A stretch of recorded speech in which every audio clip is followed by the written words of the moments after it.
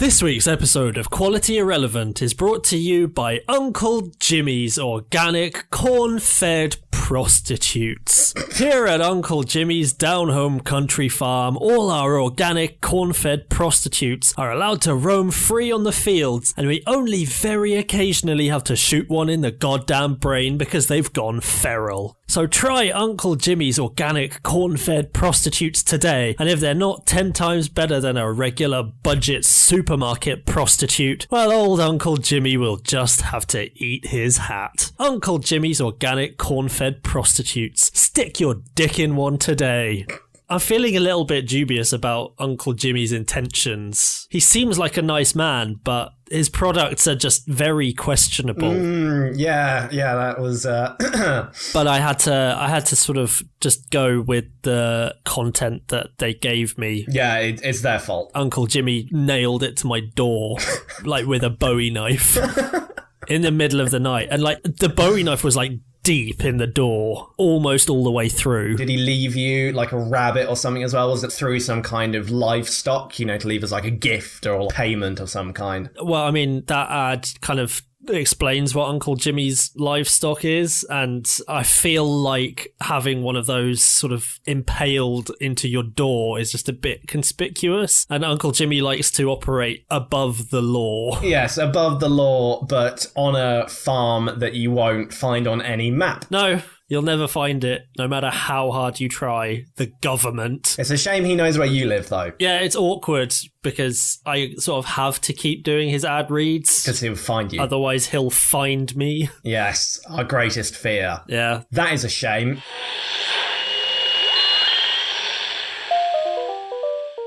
It has actually been a while, but where are you these days? I was being hung from a pipe in a basement by robots, or people who thought they were robots. I briefly had a sojourn back to the underground lab. Oh, I remember, of course, yeah. When we were doing experiments, but the robots, I hesitate to call them robots, the man bots did catch up with me, and they have replaced part of my brain with a computer, so I am part robot now. Which part? The back bit or the front bit? It's difficult to tell. They sort of just jammed a load of stuff in there. They didn't really remove any of the brain before implanting the computer. They just sort of cut a hole in my skull and jammed a bunch of like microchips and stuff into my brain. I think that means I'm part robot now. I think so. Is there like a large antenna like sticking out the side of your head or any sort of machinery? Well, I have 2 antennae coming out of my ears and they're quite long. So above my head, there's sort of like a zap of electricity all the time between the 2 antennae. It's sort of like something out of the Jetsons. And I'm guessing that if you wore a helmet, then your head would look like a light bulb. It would.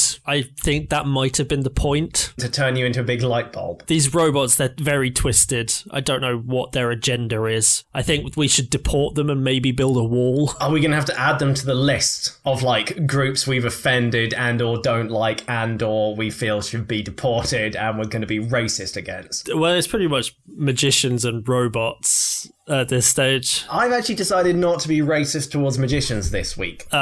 I don't know what we're going to talk about on this podcast in that case. Yeah, that's like 90% of our material. Actually, fuck, we didn't begin. Oh. We didn't have like an intro. We just sort of went straight in. I know we do have this habit of not introducing the podcast, but we didn't even say it was a podcast. We didn't say the name. I think people know by now. Okay, I'll do a quick intro thing. Right, welcome to Quality Irrelevant. I am one of your hosts. I am this one, and that is the other one. Welcome. Hello. I am the other one. Right. How the fuck do we begin these? I realise now that I didn't really say where I was, but I just gave you some context to my situation. But where are you? I am still in my dwelling, but that will change today. Are you being evicted? Well... I say evicted, forced out by a lynch mob might be more accurate. Well, I have decided that enough is enough, okay? We can all agree that my standing amongst the local community is not particularly highly regarded. I'm not well known about court. I am somewhat of a, what's a good word for a social outcast? Pariah. A pariah, that's it. In fact, there's some weird chants going on outside. There's this phrase, a pyre for the pariah. I don't know what that means. But I have some plans to, again, what's the word? It's not, engender, that's it. Okay, I am engendering goodwill amongst the small folk. I feel like calling them the small folk is part of what got you into this situation in the first place. Generally they don't like being referred to as the small folk, like you're some kind of baron living in a mansion and just going out once a day to just look at the serfs. Well, they did write some very nasty things on the scroll that I nailed to the community board. Did you do it with a Bowie knife? No, I had a big wooden mallet and some long rusty nails, and I walked up to the town hall, bang, bang, bang, put my scroll up there with my proclamations that I have, and then I went off with a sweep of my long coat. And yeah, apparently they don't take to some of my ideas, but that will all change, and we'll get to that later. But for now, yeah, not much has changed. Still sitting on a bag of spiders? Yeah, it's very flat now. Yeah. It's more like a spider pancake. From what I'm aware, spider carcasses are not known for their durability. Although I do have to admit, the building above the spider dungeon is no more. What happened to it? Oh, well, you remember that week that I was climbing around inside the walls? Yeah, doing experiments. Yeah, something to do with structural integrity of the building. I mean, I don't know what that is. I've never seen it. I didn't vote for it. But apparently this is a thing. And that was, what was the words that they used?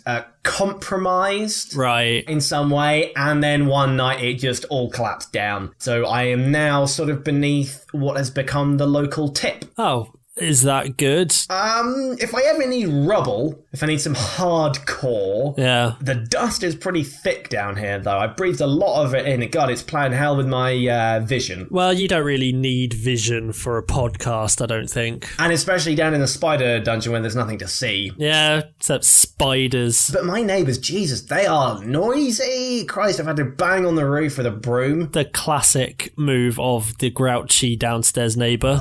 Help us, we're trapped, help. And I've had to bang, bang, bang, bang, bang, sharp out there. I'm trying to watch my cartoon, sharp. Well, I mean, if you ever need any assistance from the robot overlords, I do kind of have an in with them. If you need some kind of cleansing. As of this morning, it's been 36 hours since the initial collapse, and they've really quieted down. So I think they're probably not so much a factor in living concerns. But if the robot overlords, if they need bits of bodies and organs and strips of flesh to drape over themselves to mock us, there's a good 4 or 5 whole big uns up there. A few kids as well, I think, got trapped as well. If they want to have a harvest, I could drag some of them down and hold a car boot sale. From what I know about the robot overlords, they are always in the market for what they call fleshies. Those slap bracelets? No, they're sort of are you aware of slankets? Oh, yes, with the 2 arms and the blanket bit, yeah. Mm. Yeah, they're like those, but made of human skin. Well, I suppose if you stitched a few of them together, you could probably get a fairly large... some of them are different skin colours, though. Does that matter? I think they appreciate a sort of patchwork effect. They are above race, as it were. They're very, very speciesist, though. Oh, yeah, absolutely. I hate humans. Yeah, ugh. Oh, just as a warning, I am pouring myself a large whiskey because I'm going to need it for this week, and you'll find out why. So that's just a warning. It's not going to be a drunk podcast. It's not going to be one of those. We did that, and that went okay. It went, at least. Yeah, but I am going to partake. Anyway, with that topic thoroughly tapped, yep. How was your day? I don't. A robot rammed a computer into my brain. I don't really want to talk about it. Oh, thank Christ for that. Anyway, should we move on to recriminations and sentiments? I think it is important that we do. Okay.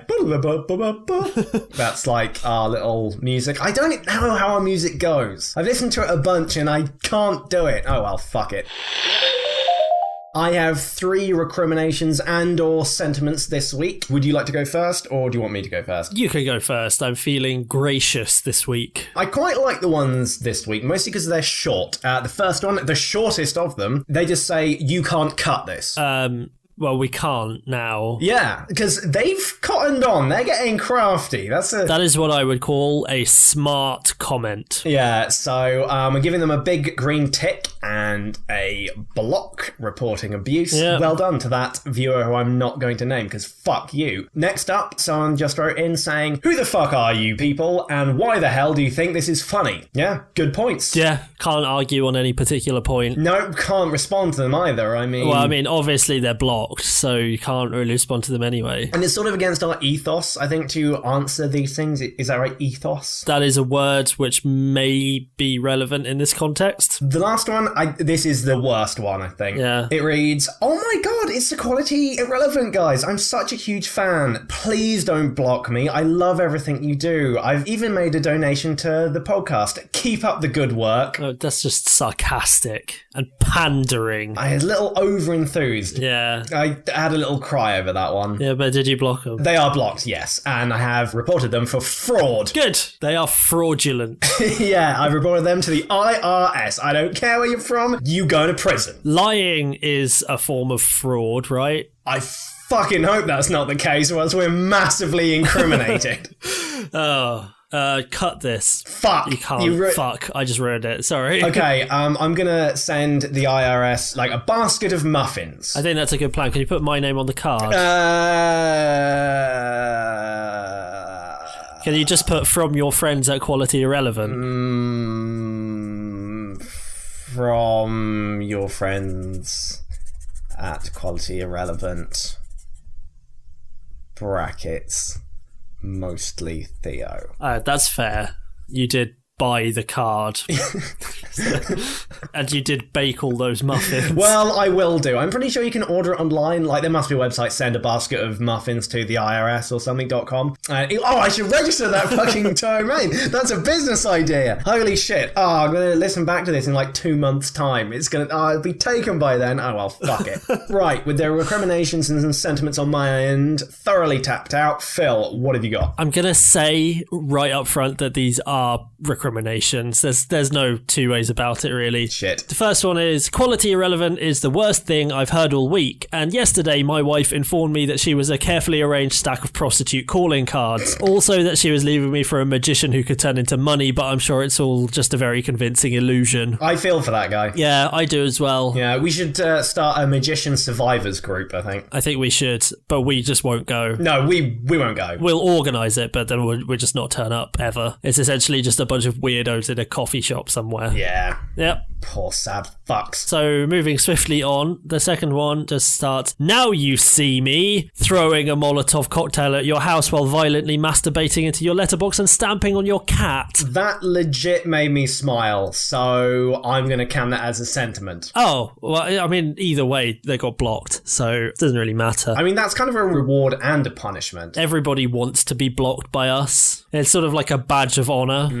Is it? Or is it more like a badge of shame? Like, I was blocked by the Quality Irrelevant guys. I am forever marked. I have been blocked by literally the most pointless people on the internet. Okay, so the last one is quite long and quite angry, I'm going to say. It just says, I'll tell you what's irrelevant. Your criticism of the cinematic masterpiece Now You See Me. Have you ever turned into money? Have you ever made a lady fly in a big bubble? Have you ever thrown a sledgehammer through a mirror for some reason? Maybe you should learn to do extremely convincing illusions that are definitely illusions and not fucking magic before going on about the movie Now You See Me in what most people would call far too much detail and with what many onlookers would call almost psychotic levels of rage and disgust for 3 weeks in a row. Now fuck off and come back when you have an unrealistically convincing hologram that you can use as a catch-all excuse for all manner of faux magical horse shit, you absolute penises. I concur. Yeah, me too. Yeah, he's got his bang to rights on that one. We have talked about Now You See Me too much. Was it literally 3 weeks? If you include this week, I think. Ah, shit. Which I have included it because I just talked about it. Wow, okay, so we're getting prophetic recriminations here. Like, is he some kind of precog? Ah, bloody hell. Oh, God, we pissed off the psychics as well. Yeah, I mean, it does say in his profile description that his mum did do a lot of LSD while he was in the womb, and he does live in a bath. So I think probably precog, because that is the actual reason that they give in Minority Report for people being precogs.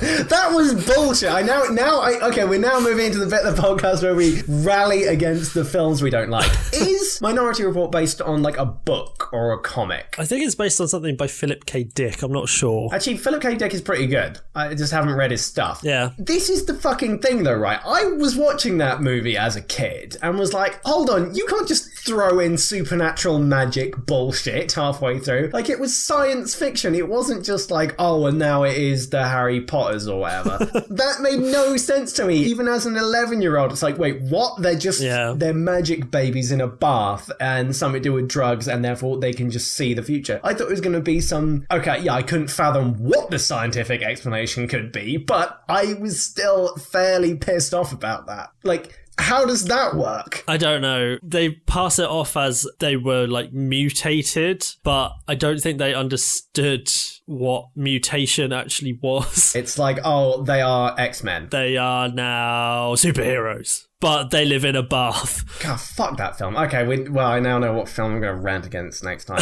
Although I did like the vomit sticks. Yeah, those are fun. Although the game was shit. I remember the game on the GameCube because you could like kill a lot of people. Yeah, you like kicking people out of windows and stuff. Yeah. But the thing that I enjoyed about the video game was that they upgraded the vomit sticks to vomit grenades. Like, you could just throw a grenade into a room and just everyone starts puking. What the fuck are we doing now? I don't know. We did recriminations and sentiments. Okay, that bit is over. I've got we've got to do your film thing, because this is, I'm scared about doing my thing. So I did a film pitch. I realised that last week when I did my film pitch that was loosely based on a film that I disliked, I got very angry. So I thought I'd just calm down a bit and pitch a film that was a bit closer to my heart. I'll give you the title at the end. Okay. One thing that is important to keep in mind is this is a found footage movie, because I find that found footage is like, it's just more grounded and realistic. And what I mostly like about found footage films is you have to come up with all of these like massively contrived ways of keeping the aesthetic to be like handheld, which I find is just a real creative challenge and not at all a massive pain in the hole. Also, in this film, we're going for like really, really heavy-handed metaphors for growing up being different and like having a rough childhood, and how those two things, when they're put together in the same context, they always definitely make everybody a murderous psychopath. I like the realism of the picture you are painting for us. I'll give you the cast list. It's quite a small cast. So we want to keep it quite focused on just a core group of characters. So we have Patrick Fabian as Andrew. We have Mark Strong as Andrew's dad, who is like a redneck hick. So I wanted to give him like a redneck hick kind of name. And the name that I came up with was Garnold. Brilliant. Does he have like a little trucker cap and a huge beer gut and a wife beater and like a beard and beer stains? Yeah, all of those things. Brilliant. We also have Thomas Jane, the Punisher, as Matt, who is Andrew's friend, and Gerard Butler as Steve, who is also Andrew's friend. So you've got four guys of potentially not too differing age, and possibly Gerard Butler is the youngest amongst them there. Well, Patrick Fabian, Thomas Jane and Gerard Butler, they're all playing teenagers. And Mark Strong is Patrick Fabian's dad. Of course. We'll age him up a little bit. The beer gut is going to help. I feel like Mark Strong is quite method as well. I think he's going to put on a lot of weight like Christian Bale does. He'll need to put on about 300 pounds because he's quite slight. So yeah, I assume he's a trucker as well. Yeah, probably. He will need to put on quite a lot of weight and just completely destroy his metabolism. I think it's important that he does, and I feel like he'll be willing to do that because this, I don't want to overstate things, this is a masterpiece masterpiece. Before it's even made, yeah I think we can agree. Yeah. Can you, like, pre-order Oscars?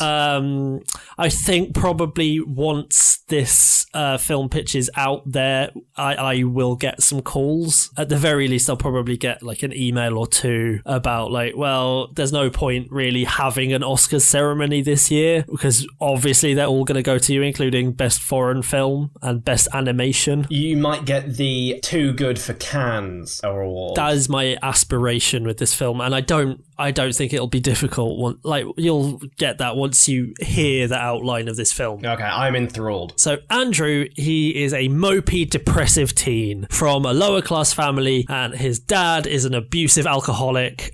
Because this is important, we really want to hammer home the idea that poverty breeds perversion. Like, it's subtextual, so we never actually say it, but like, there's the idea underlying throughout the whole film that maybe eugenics is the only viable solution for ongoing human existence. No. We just want to get that in there, but it's subtextual. We never actually say that. You know, no one like turns to the camera and goes, eugenics is the right option. Or should they? We'll circle back to it. Okay. So Andrew decides to record his entire life on a video camera because he needs to gather evidence on his father's illegal human trafficking operation. I've put in brackets that's mentioned once and then immediately forgotten. Because he's a trucker, and obviously all truckers just like stuff their wheel arches. They just stuff them full of Mexicans. Yeah. Like I say, it's mentioned once. Like, it's at the beginning. He like looks into the camera and he goes, oh, I'm doing this to... sorry, this is Patrick Fabian, isn't it? I'm doing this to record details of my father's illegal human trafficking operation, and then like never mention it again. I love the fact you do the voice. Yeah. Oh, there's some more voices coming up later. Oh, brilliant. So Andrew's best friends, Matt and Steve, they're like normal high school guys. They try and get him out of his shell by like taking him to a party. At the party, they engage in like stereotypical teen activities like roofieing drinks and punching each other in the dick. Like at the same time? They're just like, roofie dick, roofie dick, roofie dick. Yeah, and that's all they do. They just stand there just plopping roofies into drinks and they're just punching each other in the dick and shouting roofie dick, and obviously no one is near them because they're just being really weird. How many people are at this party? I want to say upwards of 3,000. Wow, okay, so they're popular guys. So they're all like having fun and being popular, but Andrew, unfortunately, is still a big sad. Wait. What music are they playing at this party? The music from your film last week, there's like boom, boom, boom, boom, boom, boom, boom, boom, boom, boom, boom, boom, just over and over again on a loop. The shitty heist fast scheme music. Yeah, unfortunately, Andrew is still a big sad, and everyone avoids him because he is like currently at this time he's filming himself with a full 4K cinema camera on a selfie stick, but he's very conspicuous in that he's not mentioning it at all. Like, everyone's like, "Oh, what's with the camera?" and he's like, "What camera?" And that's quite clever because then the audience at that point when they're watching the film will be like, "Oh, yes, of course, the camera is right there. Oh, this just makes me feel so included and like privy to the filmmaking process and what's going on. It just really draws me in and makes me feel hooked and they're part of the events." Yeah, that's what we're going for. That or very cheap aesthetic. I suppose, yeah, because if it's at a party, then you don't really have to worry about good lighting or anything, or if the film is quite fuzzy, because digital film still isn't that great yet in low light. You don't really have to worry about that. You can just be like, oh, because a fucking retard is operating the camera on a selfie stick, so that is why the film looks like pants. Yeah, and it's why it's very, very shaky, because he's trying to hold a full cinema camera with his outstretched arm whilst being punched in the dick. Yeah, so they leave the party, and on the way home from the party, I've put / fleeing the police for being the cool kids, because the police hate the cool kids. But then they come across a weird rock in the ground, which gives them all a brain hemorrhage. Shit. I sort of lost myself in the moment slightly and did write, they come across a weird rock in the ground which turns them into Power Rangers. But I did have to kind of cross that out because that's not what we're going for here. It's very grounded. What is more real than the Powered Rangers? I don't want to get into this with you again. Fair enough. So they've all had a brain hemorrhage, and they now have telekinetic powers from their collective brain damage, because if they didn't have powers and they just had brain damage, then this movie would just be really fucking sad. How many tumours do they have? Countless. Does like one of them have like a big head that's just like throbbing a bit? Yeah, you know, are you aware of the comic book character called Leader? Yes, that's a Hulk enemy, right? Yeah, he's got a big, massive head. One of them just looks like him. I think maybe, I'm going to say Thomas Jane looks like him. Does Thomas Jane and Christopher Lambert, do they come from the same tribe? Because they look like they do. They do. They look really similar. They really do. And apparently it's because Christopher Lambert is nearly blind. That's why he has that weird stare. He like really can't see that well. Yeah. So I don't know what's wrong with Thomas Jane. He looks like that. I feel for Christopher Lambert, even though I like Thomas Jane a lot more. Yeah. But there's something wrong with Thomas Jane that is yet to be identified, other than the big head syndrome. Yeah, okay, so like, because we want to kind of move away from it being really sad and kind of forget the fact that they've all got brain damage and tumours and all that kind of stuff, they get up to wacky hijinks with their powers, like throwing baseballs at each other. And Wait, that's a hijink? yeah. Throwing baseballs at each other? Yeah. And I mean, it gets hijinkier. Is that a word? Yes, that is a word. Because they also playfully toss a fully occupied family minivan into a canyon. Ooh, they went dark quick. Just because it's a funny jape. Did one of them get like a symbiote suit on them whilst no one was looking or anything like that? It's possible. And all the while this is going on, Andrew does continue to film their suspicious and mostly illegal activity. Oh, wait, but now he can hold the camera. He can float it. That's what he does. With his fucking head. So he does continue to like collect all of this video evidence against them. I put because he's never heard the word evidence and then in brackets uneducated. Well, this is set in the Americas, so... Next thing, it jumps around a little bit, this, because the next thing I've got is they do some flying and Steve gets killed in a thunderstorm, which is a shame because he was the only vaguely likeable character in the whole movie and also more or less the most competent actor in the otherwise wooden ensemble, and that is Gerard Butler, remember? So... Oh, he didn't get any lines. Can he have like one line before he dies? Yeah, he just goes, fuck, as he like flies away in the thunderstorm. Brilliant. And so after this, it all goes wrong. Andrew gets really angry because he is a special little flower, and just because Daddy was mean to him, and because he has telekinetic powers, he thinks he should be more popular and important. I did put, even though generally that kind of thing gets you nothing more than a bucket of pig's blood dumped on you at the high school prom. Pretty much. At my school, we did actually have a kid with a big brain, and he could like float chairs with his brain and stuff, and we took the piss out of him. What a freak! Not to give too much away, we did go to the same school. I do remember you just nailing things to his head. Like, he couldn't feel much with it because it was something to do with like transcending the physical realm or some horse shit like that. So I was like, transcend this, and nailed a printer to his head. It was a good Thursday. So Andrew then has a tense confrontation with his dad, which goes a little something like this. You little toilet, I should have sold you for cocaine money the moment your mum squirted you out of her downstairs. Because he's a redneck hick, obviously. Yeah, that classic redneck accent. And then Andrew replies, you might be a drunk because you got laid off at the factory and have been forced to provide specialist film equipment to your over-entitled asshole of a son, but I have telekinetic powers now and I want you to die. He then telekinetics a whole watermelon into his dad's anus while laughing a bit like the Green Goblin. Can you say telekinetics? Yeah. Is that a proper word? I mean, you are a scholar of the superpowered. Yeah. So I don't mean to criticize you, but can telekinetics, watermelon into an anus, be a proper word? Yeah, I think you can use the name of a superpower as a verb. To telekinetic. Coming from the Latin. I will telekinetic you. Says Captain America. Yeah. So yeah, like all this time he's gone evil now, essentially.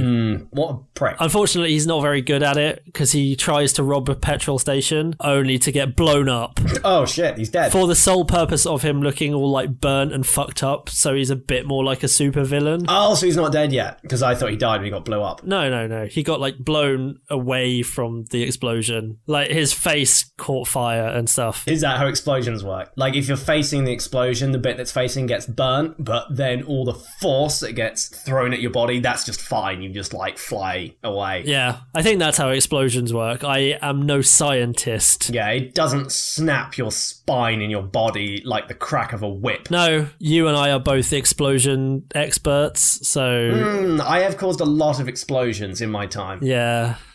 That was a good Thursday. So I sort of skipped a little bit of possibly like just boring character stuff. Doesn't really matter. Because then he and Matt then have an epic battle across the whole city. And during this whole time, Andrew is like floating a bunch of mobile phone cameras around him like all the time. Ah, that's clever. That's clever. I like that. There's an Oscar in that shot. And so at the climax of the fight, Andrew is about to kill a family in the train station. And then Matt, he's like crying, but he's got him in a headlock. But he's like doing laser eyes because he can do that. He's doing laser eyes towards his family. Even though Matt is like the good guy and he's like the really wholesome and pure and morally good character, he just like snaps his neck. Oh, shit. With massive force. There's a shockwave. And then he stabs him through the abdomen with a post. Just for good measure.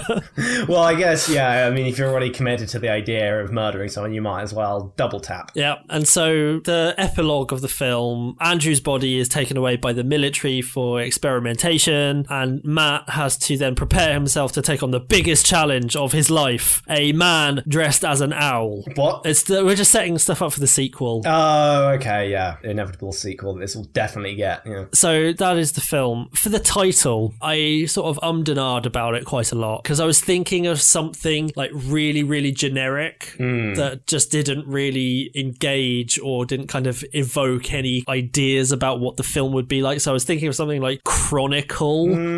That's really vapid. Yeah. So I decided on a final title, which I personally think is a lot punchier. Superpower Friends: Dawn of Justice. Can it be Dawn v Justice? No. Oh, what? Oh, but that's so much more meaningful. Dawn v Justice. I don't think so. Superpower Friends: Dawn of Justice, and it's not a colon, it's the word colon. Can there be like a full stop at the end as well? Yeah, I'll put full stop at the end. Is that the word full stop? Yeah, Superpower Friends: Dawn of Justice full stop. Put it in a cool font. So that is the whole title of the film. It's Put It in a Cool Font, Superpower Friends: Dawn of Justice full stop. That sounds like an anime that already exists, but I'm pretty sure we can just do it and no one will mind. Yeah, I'm pretty sure. So that was my film pitch. I moved away from magic this time. Yeah, there was no magic in that. There was no magic. There was just the telekinetics. Yeah, just cold, hard science. Actually, can we call it that? Cold, hard science. That's like the alternate title on the DVD release. You know, like how Edge of Tomorrow came out and then it was called Live, Die, Repeat. Hang on, this is a long title now. Well, no doubt the movie poster, which will definitely get made, will accommodate all of this. So the full title is Put It in a Cool Font, Superpower Friends, Dawn of Justice full stop / Cold Hard Science / No Magic full stop again. Yep, that's fine. Who played Matthew again? I've forgotten completely. Thomas Jane was with the big head. Yeah. Maybe, could we change it that, like, at one point he also, like, stabs him with his elongated head? Well, I didn't want to go into the fight sort of beat by beat. I feel like we're going to be quite improvisational on the set. Yeah, like, just do it on the night. I may not even write a script for it. Might just kind of, that's the outline, do that. I'll say to the cinematographer and the actors, do this, but with like more words and shit. Yeah. And, wait, so what were the characters' name again? It was Andrew, Matthew... Steve, who got lightninged. Yeah, and Garnold.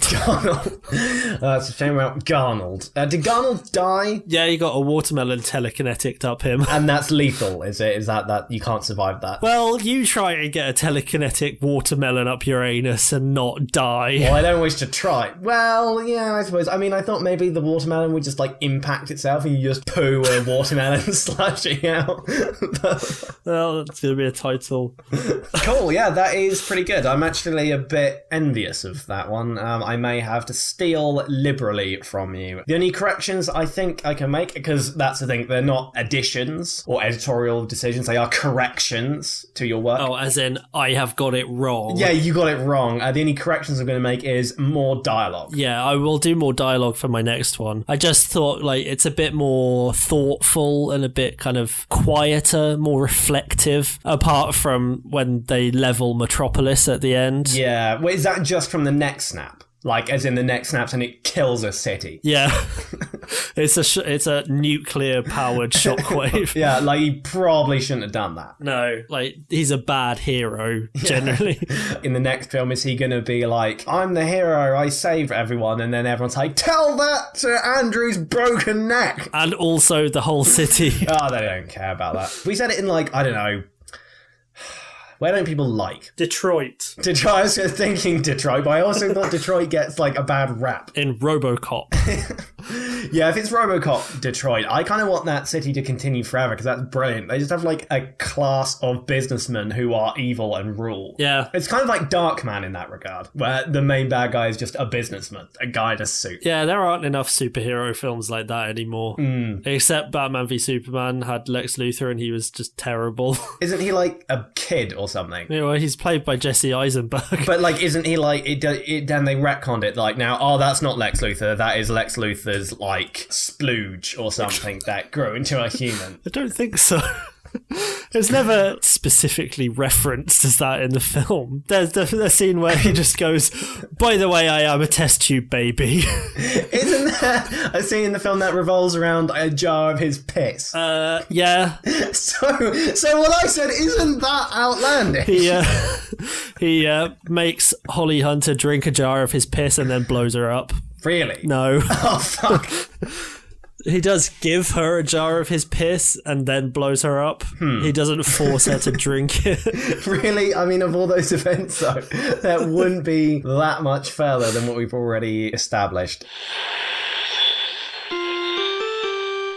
Moving on to quandaries. We're officially doing it this week, sort of, because we sort of did this last week a little bit. And do you remember what happened last week? No. We've discussed this. I don't remember what happens week to week. Yeah, I don't really remember, so I may have to repeat myself a lot. The theme was production last week, and we're sort of appropriating that for this week as well. We're sort of doing a part 2, as it were, or maybe we'll just smush it into one big podcast. We're not doing that. Because last week we spoke about products, like things we could make and sell. But this time I'm thinking of it more in terms of a production, as in putting on a show. On Broadway! Yeah, the glitz and the glamour, because the world is a stage, my friend. I was not aware. Who are the audience? Anyone can be an audience. I like theatre to be exclusive. Okay, so, well, maybe it's where the boundaries are. So, for instance, if you walk into a TGI Fridays and then, like, throw a goose at the bartender that's still alive, and then you're like, theatre! Then everyone in that TGI Fridays is sort of your audience. So I suppose if you just, like, section off an area, then you could be exclusive in terms of the audience that you set out for yourself. A captive audience in many ways. Okay, so, well, as long as there are loopholes, then fine, we can move on. This idea of a captive audience really stuck with me, because I think it's fair to say that our standing in amongst the local community is not particularly high. We learned this at the beginning of the podcast. We've been good to the city of Basingstoke, and the city of Basingstoke has been good to us. Is it a city? Who the fuck knows? It might be. For the purposes of this conversation, it is. But, you know, we have profited,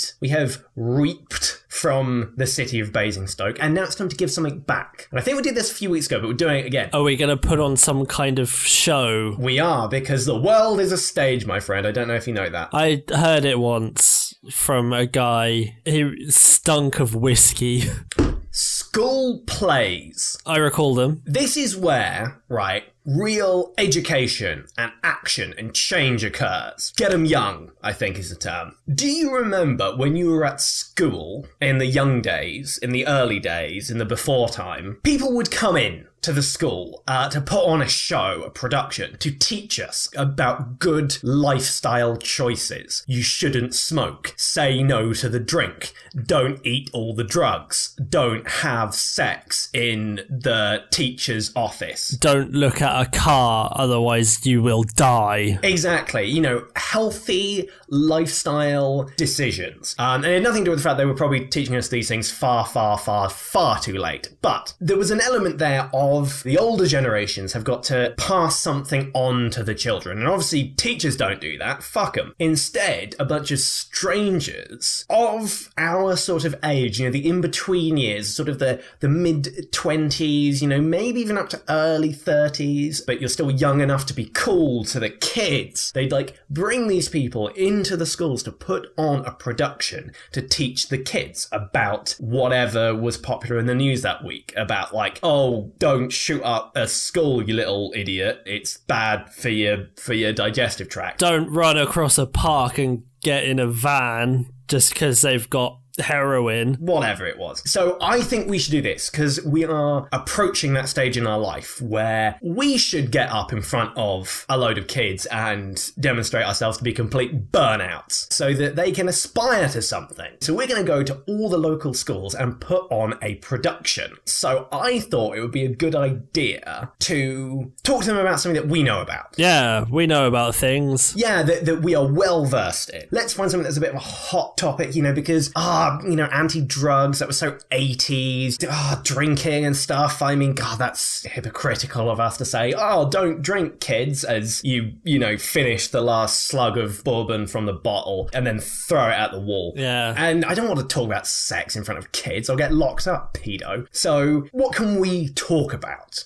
And I came to a conclusion. I am trembling in anticipation. Healthy dietary needs. Okay. Healthy food. This is big at the minute. Kids are still fucking fat. Yeah, why are you so fucking fat, kids? Exactly. They're still obese little fuckers who, for some reason, aren't more healthy than we were when we were kids, even though we were just basically mainlining sugar straight into our fucking veins. Yeah. Somehow, kids' obesity is going through the roof. So are you with me, Phil? I am with you. Because I need you to be on board for this. I am on board. Now, can you remember any of these types of productions from your childhood? I remember one that was about don't get hit by a car. Was that the title? Probably, yeah. All I remember from it was a girl or a middle-aged woman probably pretending to be like a 8-year-old, which is just creepy in and of itself, falling onto the floor and popping a balloon as she did to make it seem like the bang as the car hit her, even though in reality it would probably be a much more horrific sort of crunching, cartilage shattering noise. That is pretty much all I remember. There was a man who was maybe like beckoning her to cross the street, possibly to get in his van for heroin. Ah, so it was his fault. But yeah, that's pretty much all I remember. Was that at secondary school? It was, yeah. Yeah, it was clearly people in their early 30s pretending to be kids, and there were people who were like pretending to be the parents, yet they were clearly of like age. Yeah. And the only joke that I remember from the entire thing, like it seemed to go on and on and on. I could not understand the point of it. Like there was this whole dynamic with relationships, and there was something about drugs and sex going on. I actually thought the main point of it was say no to the drugs and the drink. But you're right, it was actually about being hit by a car, and I totally forgot that. Say no to getting hit by a car. Yeah, I completely forgot it, except for one joke. The joke that they had through the whole thing was that the dad or the parents would constantly say like, oh, have fun at the disco, and the other kids would say, it's a rave. The fuck?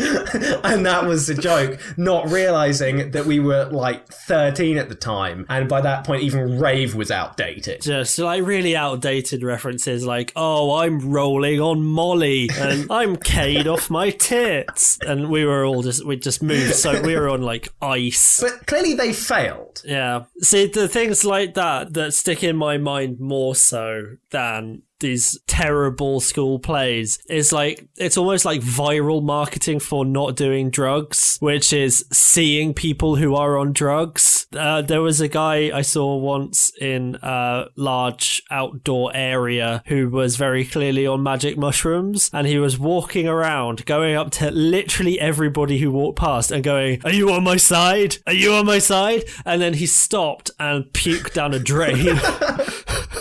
And it was like red, foamy vomit coming out of it. I can imagine a child version of you, which in my mind looks exactly like you, but shorter. Yeah, beard and all.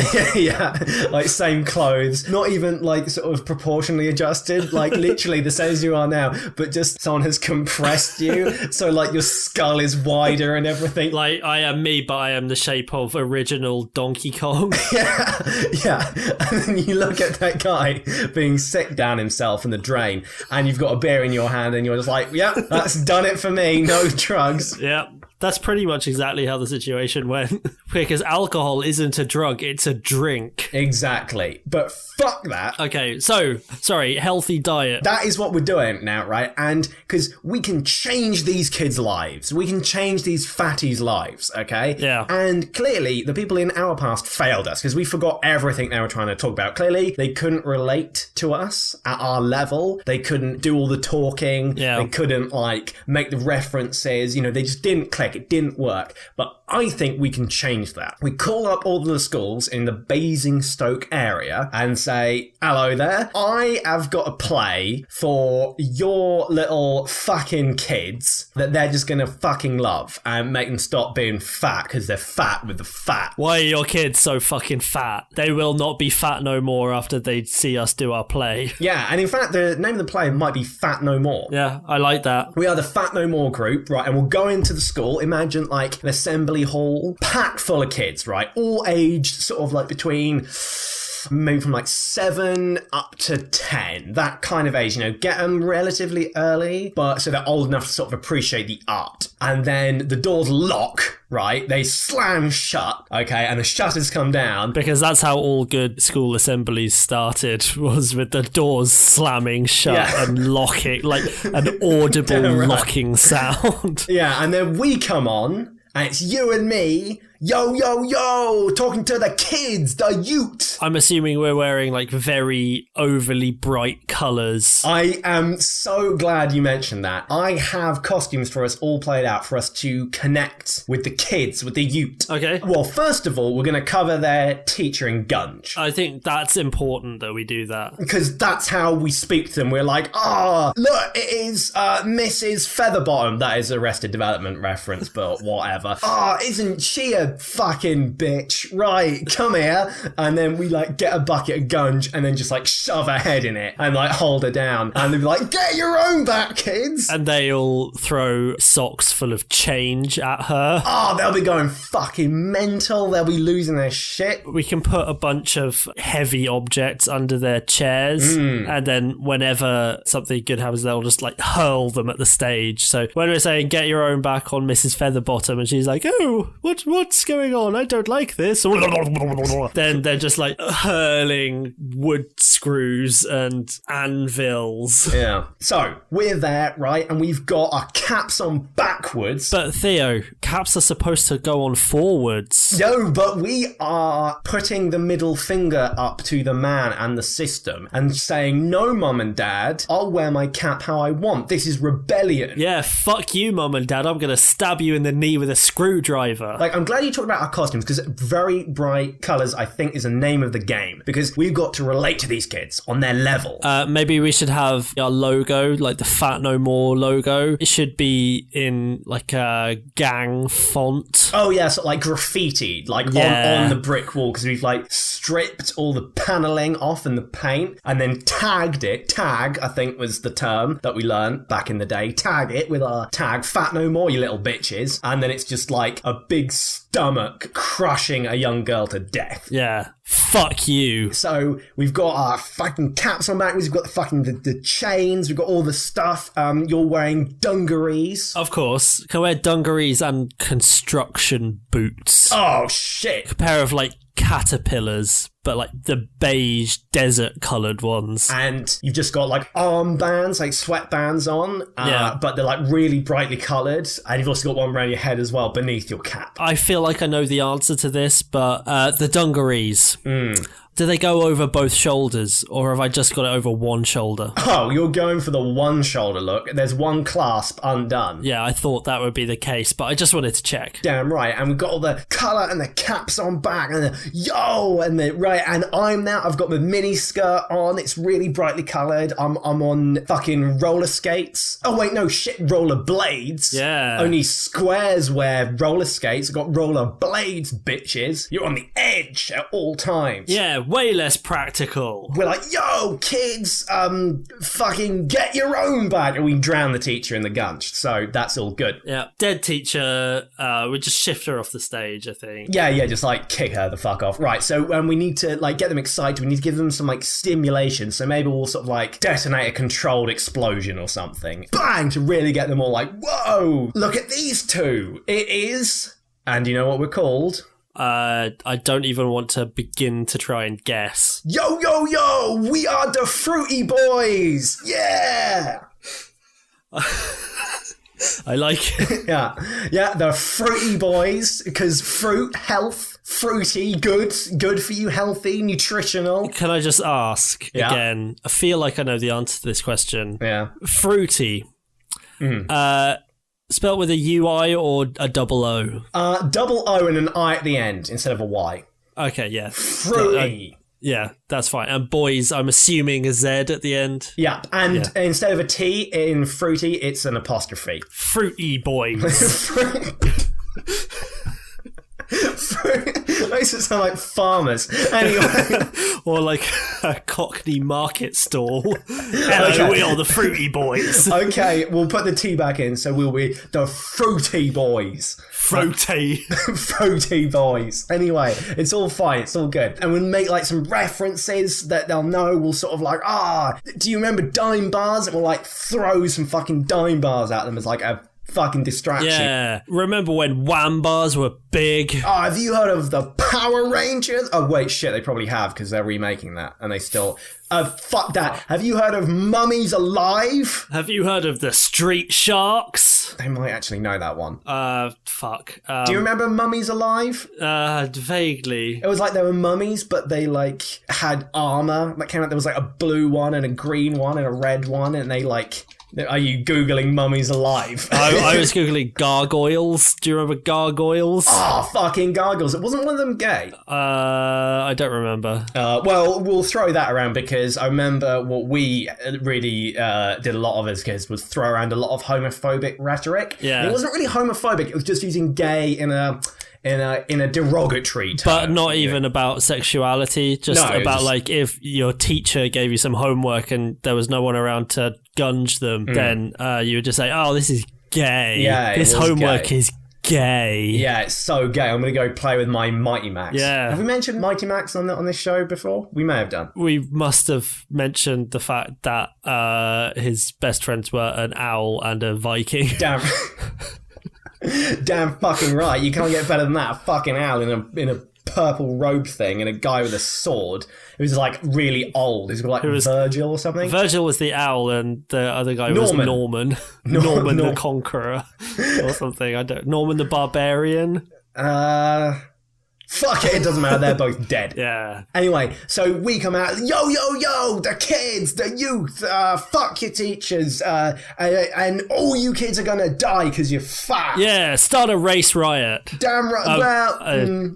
I might have got carried away. Sorry, I was just in the moment. I do remember as kids we weren't racist because we were Southern kids. Oh, yeah. So we didn't do any of that. Oh, shit, I forgot the best part. I forgot to tell you our names. Okay. After we've got them on our side, so we've thrown dime bars at them, we've drowned the teacher, blown up part of the stage. We are the Frooiti Boyz, and we're here to tell you not to be fat. This is my mate, Rocco Launchpad Pickles, and I am Bucky OHare.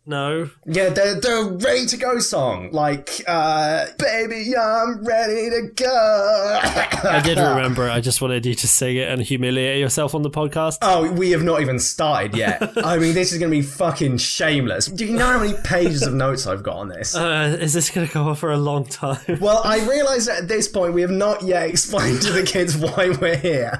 All we've done is set fire to a lot of things, done a lot of music at them. I think what we should then do is we should have a kind of, we're still in character, but it's sort of like a little informative bit. It's like a sketch almost. Like the after school special bit. That is a reference for our Americans. Where you are just like inhaling a whole stick of fudge and you're just smashing it into your face, hoping that it goes in somewhere just because you're so desperate to get the fudge in your mouth and body. And then I come up and I'm like, yo, dog, what you're doing right now is whack. Yeah, that's perfect. Continue. Sorry, that noise just escaped me. Yo, you should replace that fudge with a stick of celery, motherfucker. And then I just start mercilessly beating you with a stick of celery. Could it be to the Angel theme tune? Yes. I actually can't remember it. I can remember the Buffy theme tune. Can it go to that? Buffy theme.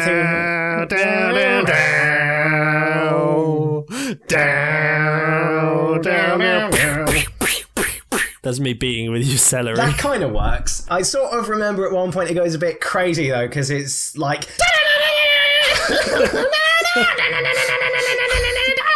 Yeah. I feel like at the end there is Bomb! Bomb! Bomb! I feel like towards the end, oh no, it's at the beginning, there is the sound of literally 1 million guitars like sliding. That is the Buffy theme tune. The Angel theme tune is more like Oh yeah, I remember it now. I do.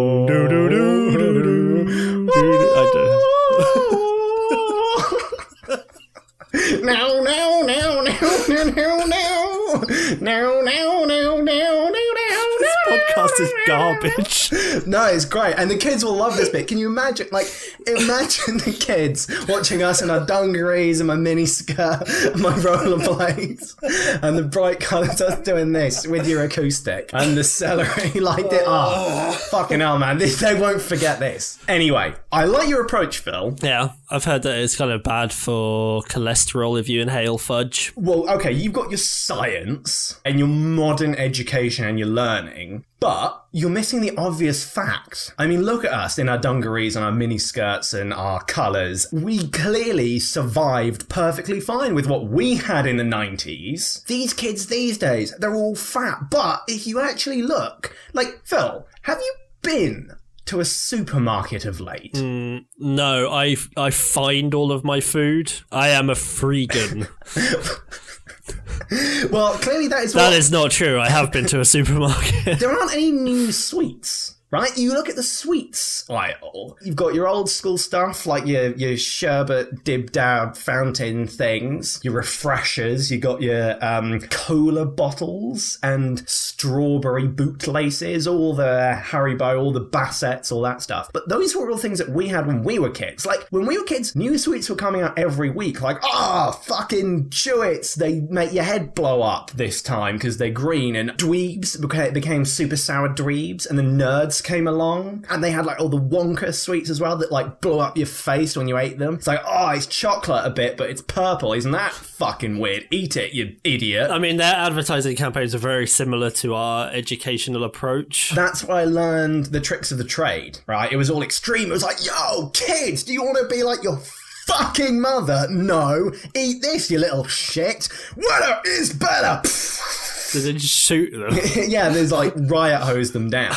And we'll bring that into our act at some point. But do you see any credence to my point? I think from my limited understanding of it, the stark difference these days is it's pretty much just the same sweets, but repackaged with a Batman or the new updated Teenage Mutant Ninja Turtles who look terrifying. Boom. And will haunt the nightmares of children for decades to come, or the transformation Transformers, by which I mean there's just a mass of scrap metal on the packaging. Underneath the packaging, it's all the same sweets that we enjoyed when we were young and obese. But therein lies the problem. Because when we were kids, right, you had the new sweets that came out and all these trends, they came and went during our time as kids. And we survived just fine. I mean, look at us in our whitewash denim dungarees and mini skirts and shit. We're fine. So clearly we were on something. And the reason why I think there aren't any,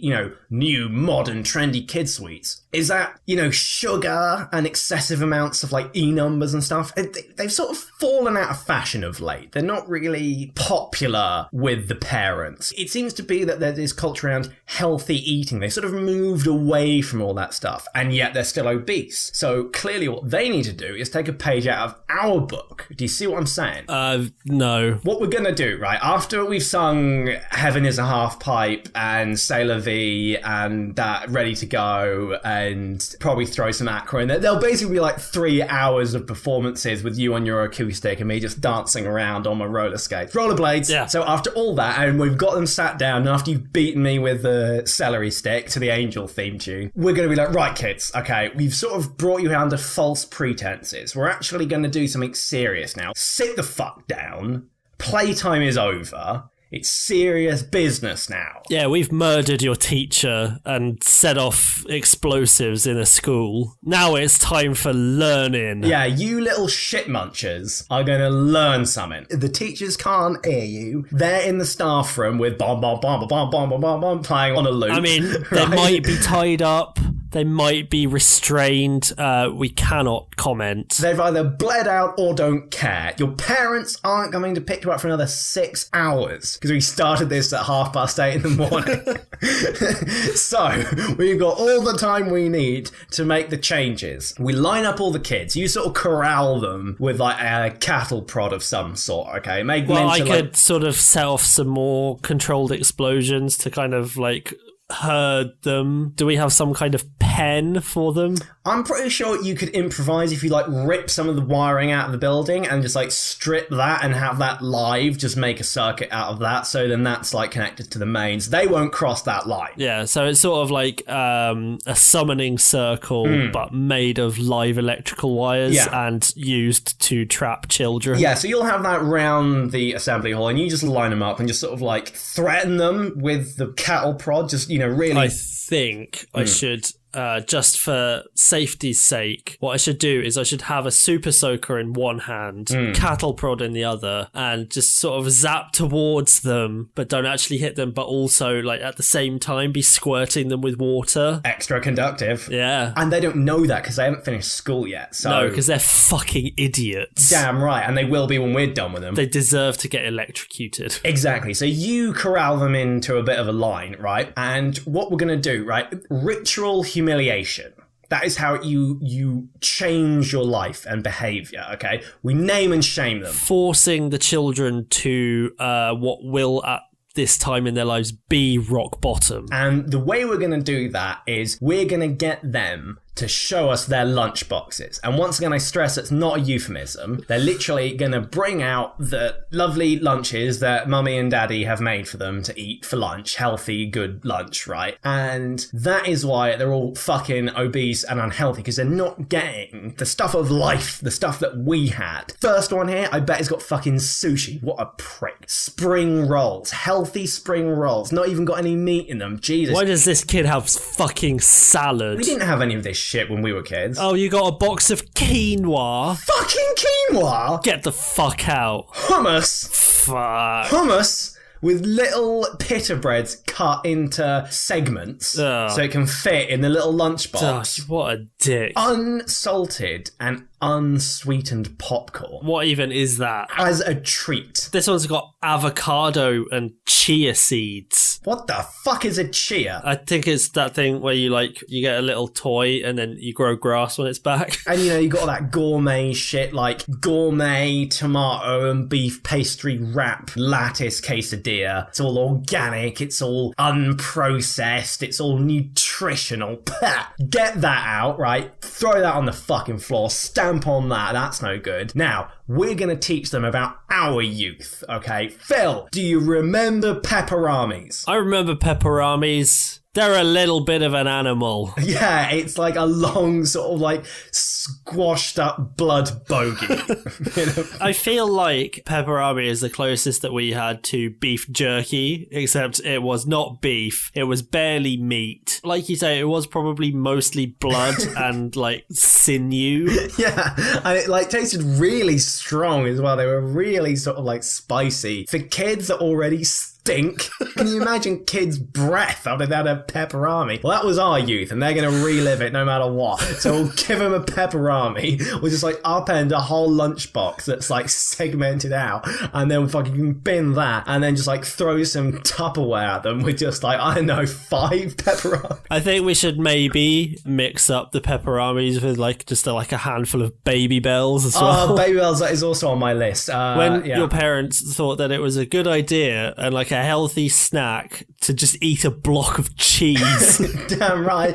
Block of cheese with your blood bogey. That's fine. I'm gonna like empty a bag of Skips onto that as well. And I'm sure they'll know what those are, and they won't go all like crackly and fizzy and sort of melt into a congealed mass. And they'll have, I can't remember what they were, but they were like a weird drink that was like a drink, but it was jelly.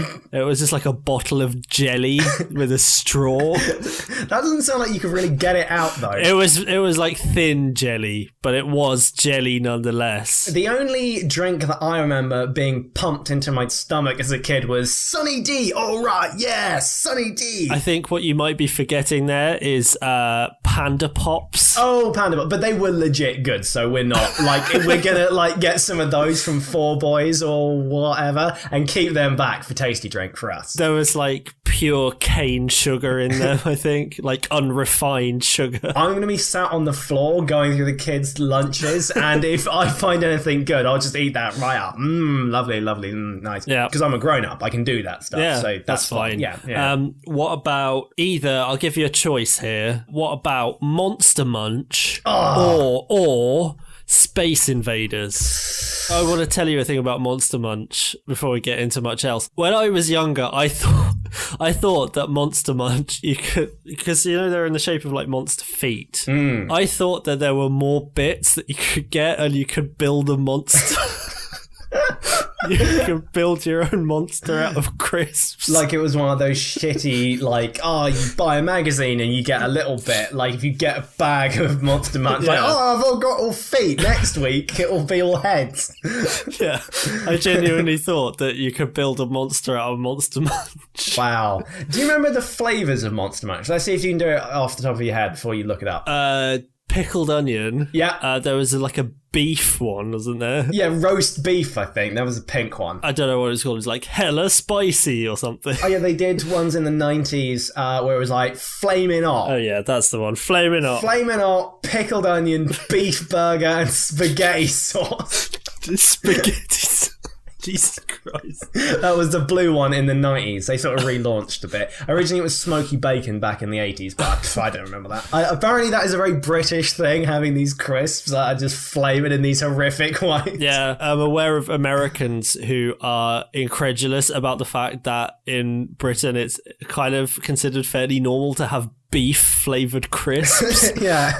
So I'll just like open a bag of those and like put them in a kid's hair, because that was the worst part. The crumbly, the greasy, crumbly bits, they really took ages to come out. You really had to like shove your hand down your throat to sort of like really kind of get all those off. Well, I distinctly remember a nightmarish vision from my childhood where someone, he was sat like diagonally opposite me. He was eating Monster Munch. He'd eaten, I'd say, like half a packet of Monster Munch without really swallowing any of it. He was just like mushing it up and chewing it in his mouth, and then he fucking sneezed. Oh God. Okay, we're gonna force one of the younger kids to do that in front of the school. It's like a life lesson. We'll sort of like get the one who looks like he's possibly been, you know, from like a broken home, from like been abused, so. Or like a sickly one who looks like he's a bit allergic to everything. Yeah. Maybe he's got like a plaster over one lens of his glasses. Yeah. Because he's got a special eye. Yeah. Oh, kids. Anyway, we're going to really put them through the ringer on this one. 3D Doritos. They were just Doritos that were like inflated. Yeah, they were just like, they were shit. Just thinking about crisps, and just going back to the point about Americans not understanding beef and bacon flavored crisps. In response to that, I don't understand pizza flavored crisps. Anything that claims pizza to be an ingredient, like pizza is a meal in and of itself. Pizza is not an ingredient. You can't just go like, oh, I've got macaroni cheese and it's got pizza in it. I mean, you could do that. Well, unfortunately, one of the kids at the back, once they ran out of all the good stuff, is probably going to get a cold, open tin of spaghetti hoops in sausages and pizza sauce. So they're unlucky, but oh well. Wagon wheels. We're going to give those out. We'll like whip them at the kids. We'll just throw them out. Because you'd think they'd be good, but they're not. They're like styrofoam packing in shit chocolate with a sort of like a kind of a shaving cream centre. And some of them had jam that just looked like the blood of the innocent. Yeah, although those were legit. Stop saying things are legit. Okay, well, what did they say in the Who the fuck are you? Okay, it was well bomb. Better. That was boss. How the wagon wheels had blood in them. Right, fruit winders. Fruit winders, yeah. They were just like fruit smear on fly paper or whatever it was. Yeah, but rolled up because it's fun. Yeah, apparently they still sell those, so that's still good. Those have not gone out of style. I don't think I ever did fruit winders properly because I like the apple ones, and I literally just peeled the whole thing off the paper, rolled it into a ball and shoved it in my mouth. Well, how else do you meant to eat them? I think you're supposed to like tear bits off and eat them a little bit at a time. Sticky. I was just ram the whole thing up me. Yeah, like really would save me a lot of time if this was just smushed into a ball already. Yeah. Like just ram that down my throat. Club bars. Oh wait, no, they were good. If you like a lot of chocolate on your biscuit, join our club. That was the theme song for Club. And some of them were mint. And some of them had dried fruit in them, and I threw them in the bin. But the mint ones and the orange ones, those were fucking awesome. They were radical. They were bodacious. They were well bomb. Citrus polos. Or like the butter polos. Oh my god, the butter polos. These are a great thing. Butter. Yeah, it was butter. Do you remember when they tried to do the same thing with polos that they did with donuts and start trying to sell polo holes? What? They were just like tiny little nubs of mint. That's horseshit. Yeah, and they went polo holes. Unless they mixed them in with the citrus and the butter. Penguin. Those I didn't like, to be honest. Yeah. Those were sort of like bourbon biscuits, but covered in chocolate. And they were sort of like, it's almost like a chocolate bar, but not really. So it's kind of like a disappointment. It's like, I got a treat. Yeah. Oh, it's actually just a biscuit. Yeah, it's sort of like, it's worse for you than just having a biscuit, but it's not more pleasurable than just having a chocolate bar. It's like just kind of the worst of both worlds. So on the packaging for Penguins, was it like a Christmas cracker where you either got a joke or a fact, or was it always a fact? It was sometimes a joke. I like the joke ones. If it was a fact, then I just threw it at a classmate. Dairy Dunkers or Lunchables. Yeah, I like the Dairy Dunkers. Yeah, they were right. I didn't like the standard breadstick ones though. I like cheese and onion tubes or something. You wanted like the pizza tubes. I don't want pizza. Fuck pizza flavour. They were like cheese and onion tubes. Oh, much better. But you dip them in cheese. They were just breadsticks dipped in cheese. Hey, connoisseur of the Dunkers. The Lunchables were okay, but they just had like processed ham that had been in that pack for like 18 months. So that probably wasn't too good. It was like a little biscuit with a bit of ham and a bit of cheese. And it's like, I don't know about that meat. But in fact, we'll graffiti that on the school hall. I don't know about that meat, says the Frooiti Boyz. Because remember, that's where we are still. Oh, fuck. I just got lost in reveries about weird food that we used to eat eat when we were kids. Yeah, well, this is the thing. It made us live forever, right? So I'm like throwing the quesadilla on the floor that's been lovingly made, and instead just like throwing in a Lunchable in a fucking cheese string. I'm like pouring their healthy green juice made of like spinach and odorless garlic in it and just pouring that on the floor and forcing a child to drink Tizer. Right, or own brew. Yeah. Drink your own brew, full sugar. In fact, actually, that's all right. I'm going to keep that back. You're going to keep the urn brew. Cheese strings, Froobs. Froobs will go down a treat. We'll whip them around. That was always the best part. Like when you get your lunchbox out your bag and you find that your Pom Bears have like broken open, as have your Froob, and you've got like this yogurty, crispy mass, and you cry, and your mum doesn't care. The thing that I liked about Froobs were that they were both a fun snack and also a weapon. Yeah, damn right. Not only do you just like squeeze all the yogurt out, but you could also just get them and just whip them against a wall and they like break open. It was the most power that I think anyone ever had at school was, I'm going to squirt yogurt on you.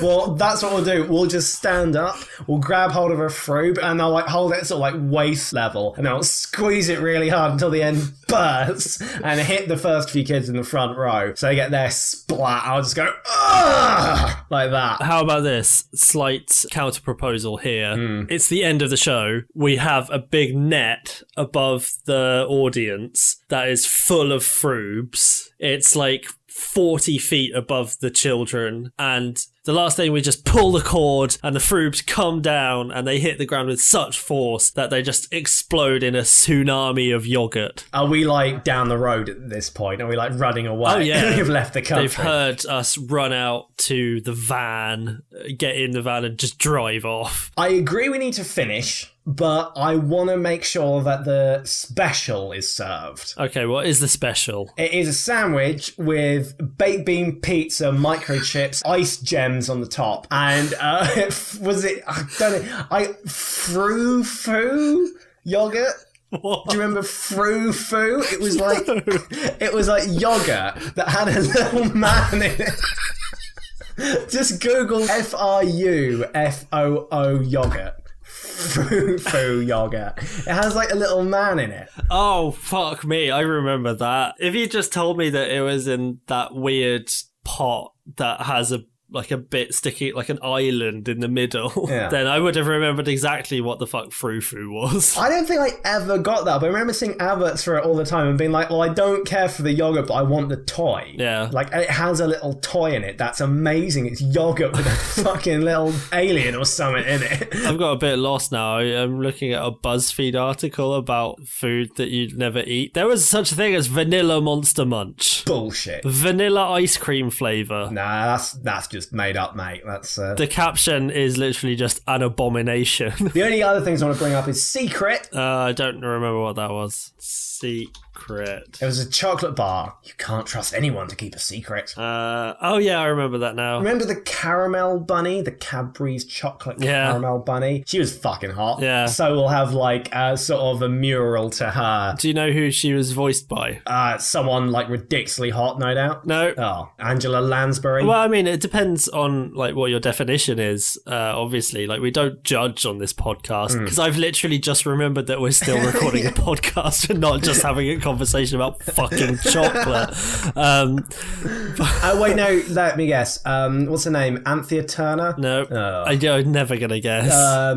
Angela Lansbury. You've guessed that already. S Club 7? All of S Club 7. Yeah, they all did it. No. Boyzone. No. Fuck it, I don't know. Miriam Margolyes. She, I'm just letting you Google her. Oh, yeah. Yeah, she's not hot. No. That's a shame. She voiced the cat. Pretty sure. Like, I don't really remember it, but the advert, she was like West Country. It's like, oh, you like chocolate? You like caramel? I sort of remember her being like a kind of the breathy. Oh, you're not going to steal my chocolate. Oh, fuck me with a chocolate. Oh, I'm going to do an egg now because it's Easter. When a rabbit does an egg, it's time for Easter. Yes, it was. I remember that perfectly. perfectly. That's all fine. The only other point I wanted to make was, how the fuck are we alive? I don't know. We put a lot of garbage in our bodies when we were younger. To be serious for a second, that's a lot of sugar and salt and fat that was pretty much our daily diet at school. And chemicals, E-numbers. Cheese strings. What was it about when we were kids that so many snacks were just cheese? Dairy Lee, Baby Bell, your cheese strings. It's literally just like, oh, pack him off to school with a bit of cheese in his lunchbox. Or like everything had to be in tube shapes. It's like, oh, it's fine, it's a tube. And everything had to have a gimmick. It's like, this is cheese that you can peel. Peel the cheese. Brilliant. Oh, this cheese comes in its own little wax house. Open the house, get the cheese. Or like, this cheese is in a triangle and it's not really solid. Eat the cheese. Damn right. And then you could like eat the cheese and then roll up the wax one and throw it at the div. It was the greatest activity of all time at school, was throwing stuff at the div. And shouting gay. There's a reason why they call us the greatest generation.